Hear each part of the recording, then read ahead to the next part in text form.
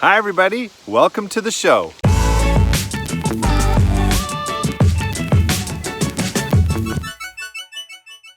Welcome back to our channel everyone. This is Raising A to Z, where we talk about all things homeschooling. You're probably wondering, why is Amanda not here? Well, you have me today. We're gonna do something a little different. We've been raising monarch caterpillars with our girls for the last few weeks, and we've been enjoying saving some caterpillars from a patch of milkweed that some neighbors were gonna be mowing down, unfortunately. And the girls have been, drawing the caterpillar eggs and the caterpillars and the butterflies, and we've been watching them eat and pupate. We've just really been enjoying the whole process, which has been really educational for the girls. And a lot of homeschoolers have been asking us, how do we do it? How do we raise monarchs? We're not experts, so I figured for this video, we would reach out to a staff scientist from Science North. Science North is a world-class science center right here in our own city in Sudbury in Northern Ontario. So we're so lucky to have this amazing science center close by. So we reached out to one of the staff scientists, Dan Chaput. Dan is an expert on monarchs and monarch caterpillars, and so he's gonna fill us in. Enjoy. Okay, hi, my name is Dan Chaput, and I'm a staff scientist at Science North and Dynamic Earth. Dan, I was wondering if you could tell me about monarchs and monarch caterpillars. Yeah, absolutely. Monarchs are sort of the most recognized of butterflies because everybody's kind of aware that they do this giant migration down to central Mexico. Those monarchs that are on the eastern coast of North America. Beautiful black and orange butterfly. The caterpillars are black and yellow and white. And these bright colors are to announce that they're quite distasteful for things to eat. So they're toxic because in the caterpillar stage, they consume only plants in the milkweed family. So that's all they eat is milkweed. So if there's no milkweed, there's no monarchs. So they have to eat the milkweed and they absorb the toxins from the plant. Many of them don't make it though. So the plant's toxin, the sap is very white and sticky. Mm-hmm. So many of the monarch caterpillars, when they're very, very small, will get stuck in that sap and they'll die. Oh, really? Okay, so there's a pretty substantial percentage of caterpillars that die. Those that don't and get big enough, okay, those are the ones that are the monarch butterflies that we see. Monarch butterflies are spread throughout the pretty much throughout the Americas. And of course, the ones in the tropical parts of the Americas, like in Central America and Mexico, the ones that are endemic to that region don't migrate. Okay. So the ones that we have here, those will migrate. The ones that are later in the season, because there can be up to a couple of generations. The ones that are later in the seasons will actually be the ones that will make the migration. And we have tagged butterflies at Science North that have made it to Mexico. Okay, which is impressive in itself. Now, those butterflies will never be able to make it back to Sudbury again. They make it to Mexico and they overwinter there, and then they breed and they slowly sort of make their way up. So let's say from Mexico to Texas and Texas to Kentucky and so on. So there'll be a few generations of monarchs before they finally make it back up to here, to the Sudbury area. Right now, I'm noticing that the monarch caterpillar, I have a lot of milkweed at home, and there's a couple, any milkweed will work, okay? And I tend not to plant the common milkweed because it spreads like wildfire. Mm-hmm. And up to only just a few years ago, it was deemed a noxious weed. So you weren't allowed to plant it, okay? Because if it gets into farmers' fields and things like that, it's toxic to cattle too, of course. But when you can use, we have a lot of common milkweed and we've seen it spread a lot at Science North on our site, okay? And the result of that is that we're getting a lot of monarch caterpillars on our site. At my home, I use a different type of milkweed. It's called butterfly weed, and it doesn't spread. It's got orange flowers. It's gorgeous, and it's full of monarch caterpillars right now. It's just loaded. I'm noticing a lot of milkweed in the Sudbury area, which I'm from here, and I would say like maybe 30 years ago, I would be hard pressed to find a single milkweed plant. Okay, there was some on Manitoulin Island. Yeah. But it appears that the milkweed is sort of making its way north. Okay. And the seeds are very light and fluffy, so they can be carried. You know, you'll often find them along railway tracks. Yeah. Okay, where the seeds will get caught in the train and then they'll fall off in another area. Okay. So monarchs seem to be doing well in our area, which is not necessarily the case in other areas of Ontario or even North America. It seems that in southern Ontario, the prime reason for the decline in the monarch population is the expansion of human habitation. Okay. So in a lot of areas that used to hold like tons of milkweed and fields and old cleared areas now are being built up as subdivisions and things like that. So in essence, it's just a loss of habitat that's happening. Mm-hmm. There's also pesticides, of course. There's one in particular called neonicotinoids, which is really, it's a systemic pesticide. So that means that from the seed that would be planted as a corn seed, let's say, okay, the seed would carry the poison into the plant, the flowers, and so on. Okay. So it's been banned in Europe, and there's a movement afoot in North America to sort of get that one banned. Oh, good. But it's not the only one, but it is one of the primary causes for decline. Bees too, for that matter. Can one caterpillar eat different types of milkweed, or once they get started on one type of milkweed, do they need to stay with that type? To my knowledge, they can consume just about any type of milkweed. Okay. So people often just associated them with the common milkweed, the pink flowered one that we see everywhere. Yeah. But I have two types at my place, the swamp and the butterfly weed, and they'll go for either one of those, no problem. Okay. So as long as it's in that family. Yeah. It's a case that's often associated with many different types of lepidopterans, so moths and butterflies. Caterpillars are very specific to the plant that they consume as in the larval stage. Yeah. All right. And in terms of them migrating to Mexico, how come they don't just stay in Mexico then, if that's a warm enough area for them? It's not necessarily warm enough. It's up in the mountains in Mexico. It's at about the 9,000 foot level, I believe. Okay. And so it's pretty cool. So they amass in these pines forests up there. Another reason for the decline is the poaching of timber in that particular area. Okay, so they amass in these areas, and they sort of go into almost like a state of hibernation. Okay.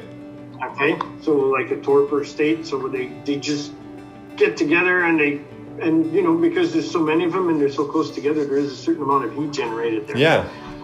Yeah, so they spend their winters like that, and in essence, they don't really feed very much or anything. And then when the time comes, when the signals are there, it would almost certainly be linked to day linked. Then they start their movement up north. Okay. So if you look on the Parks Canada website, they suggest that people should be planting butterfly gardens and that sort of thing to help. But in the homeschool community, there's kind of a movement to raise butterflies, and there's butterfly kits and things that you can buy. Is that something that we should be doing, or should we just leave them be and live in the wild in nature? I've done the same with my children when they were young. Painted ladies and morning cloaks and even monarchs. It's fine to raise the butterfly as long as you know what the associated food plant for the caterpillar is. Okay. But 100% you should release them once they've hatched. Yeah. Okay. So, and if you do that, so you're not really doing any negative damage to the population. Okay. You're just doing, and it's fascinating for the kids. Yeah. I mean, in my son's bedroom, at times we had a whole bunch of butterflies flying around, and we'd just open the window and off they'd go. That's so great. It was great for the kids. They really enjoyed it. Yeah, and the eggs really, if you have something to magnify them with, they're beautiful. I mean, you know, they all lay different types of eggs, but they're really intricately patterned. Oh, neat. Okay, so all different species have very different eggs. So if you can magnify them like 20, 30 times or so, a dissecting scope would do. Yeah. Microscope. And then you can see they're quite beautiful. That's great. But if you want to, like, I mean, the milkweed is the source of the, for the monarchs. That's their food source. But you also remember that you want to feed the adults too, right? So the adults will feed on nectar. Yeah. And some of the better plants for that, I find, are things like black-eyed Susans. Black-eyed Susan, aster, I heard also. Yeah, aster. So the composite flowers, so the flowers with, let's say, the yellow center or brown, whatever, and the petals all around the center like that. Well, it's not one flower, it's literally hundreds of flowers. Yeah. So you've got a whole bunch of little nectar-producing flowers in the center there, and they tend to produce high amounts of nectar for them. So asters, liatris, black-eyed Susans, purple coneflowers. Okay. So there's a bunch of them like that. Some really good books out there too. There's one, I think it's called Caterpillars of Eastern North America. So it's very hard to find a resource on caterpillars. Okay, you can find a ton of books and information on butterflies. Okay. You know, this is what, let's say, the morning cloak looks like, or a painted lady, or whatever. Mm-hmm. But they seldom show the pupa and the caterpillar. Interesting. Okay? So there's some books will teach you how to recognize them, and then it'll give you the food sources for those particular ones too. Okay. For people who want to raise monarchs at home, monarch caterpillars, what's the best setup to do that? If you're adjacent to any agricultural land or the wild, I don't recommend really planting common milkweed. So look for alternatives, like I mentioned a while ago, because they're not as aggressive and they don't spread as much. Okay. But it's as simple as, it's like if you build it, they will come kind of thing. So if you put in milkweed plants, and that's what we did when we bought our place in 2002, nothing to be seen anywhere. Mm-hmm. And so we incorporated some into our landscape. And this year they're going gangbusters. But every year that we've had milkweed, we've had monarchs. Okay. So it's a simple matter of giving them what they need, and they'll seek it out to lay their eggs on it. All right. And in terms of people, I've heard people doing the containers and all that sort of thing, like cutting out the little eggs and raising them in a container and adding fresh milkweed leaves and that sort of thing. Do you advise against that? Do you think it should just be left on the plant? I mean, I think it's a really good learning experience. Watching the process of the caterpillar transforming into a pupa is absolutely fascinating. So if you get a chance to see that, it's amazing. Really. And it's so fast. The caterpillar sheds its skin and it falls off, and you get this beautiful pupa lined with gold. Yeah. On top. So it's a great learning experience. But as long as you take those butterflies after they emerge and release them into the wild, there's nothing really wrong with that. And I noticed some people will actually cut out the egg, the tiny egg, out of the leaf. Does the egg take nutrients and moisture from the leaf, or what happens?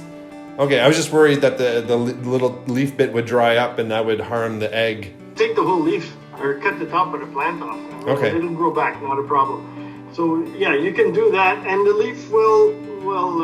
If it dries off and it becomes really, really dry, the egg might fall off. Okay, because it might lose adhesion. Yeah. Okay.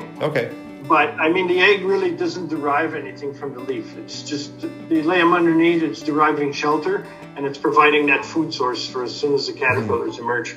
Okay. They usually eat the egg first, and then they eat the leaf. Yeah. Interesting. So as the caterpillar emerges, they eat the egg. Okay. And then the leaf, and then they start eating the milkweed. Yeah, you'll often see like the open egg with the hole basically, and just like the bottom part of it. Interesting. Yeah, exactly. Yeah. Oh, and just going back to turning into pupating. It's interesting how fast it goes. Like it's so fast. We brought in one so the girls could watch, and before I even knew it already happened. The skin dropped off, and yeah, it's amazingly quick. So that can happen, within minutes, really. Okay? Yeah. And once it starts, and it's pretty amazing. And then the whole process is amazing because the animal that is a caterpillar liquefies completely. Okay, so the eyes that were the caterpillar's eyes liquefy. Okay, butterflies don't have a mouth; they have a proboscis. So that everything is liquefied and reformed again inside of there. That's fascinating.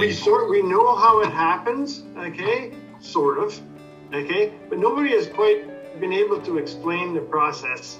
You know, it's almost a miraculous process. It'll be explained at one point in time, but now it's just not super clear about how that happens. Amazing. Okay, we know that this forms and then this forms and this forms. Okay, you'll have, and then these cells align and so on and so forth. But yeah, so and then the butterfly develops, and once it emerges, you have a butterfly that has to pump the lymphocyte or the blood into its wings. Yeah. Okay, so they can expand and dry. And the abdomen is quite large. Okay, so it has to poop out all that stuff to become light enough to fly. And that material is called meconium. Okay. So it's the same as the first baby food. Yeah. Okay, the first human baby food, it's called meconium also. Yeah. That's what it's called too. So the whole process is fascinating, really. That's interesting. As the caterpillars grow, are there any changes, or do they shed anything as they grow? I've seen like faces, the caterpillar faces sometimes as I'm cleaning up. Yeah, absolutely. So what happens is the caterpillar will hatch, and it'll eat till because it has an exoskeleton. There's no flexibility there, or very little, right? So it has to shed. So each of those sheds is called an instar.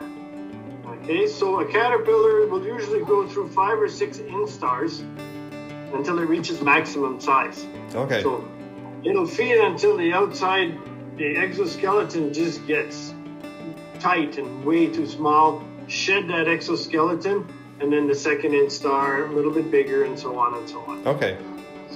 Interesting. Yeah. But then when it gets to the butterfly stage, then there's no more shedding. It's after a butterfly that emerges from its chrysalis will never get any bigger than it is. I found some milkweed along one of the roadways here in Sudbury, and there were quite a few caterpillars that were they were dead, and they were almost like burnt. It looked like they were burnt or something. And this is, in the backwood, wasn't any human interaction or anything. It was just, I don't know if it was just too hot there but the milkweed was healthy and they were underneath. So I'm just curious if you had ever seen that. What I'm seeing now, because there's a massive invasion of gypsy moth this year. But what I'm noticing is that the caterpillars, you'll see them just hanging there all limp and soft. It's a virus. Okay. It's a virus or a bacteria. Okay. So just like humans, these invertebrates are susceptible to these things. Yeah. And the larger the population gets, of course, the more prevalent that the bacteria or the virus becomes. Okay. Like COVID. Yeah. Thank you so much, Dan, for talking with me today and sharing all your knowledge and everything about monarchs and caterpillars. Okay, it was my pleasure. If you need anything, give me a holler. All right. Thank you so much for watching. I hope you got a lot out of that. We're going to leave information about Science North and Dynamic Earth below in the description, so you can check that out there. If you like the video, please hit the like button and subscribe, and you can click on the bell to get notifications when we put out new videos every week. And if you want to follow us daily, you can check us out on Facebook, Instagram, and TikTok. Thanks again. Bye.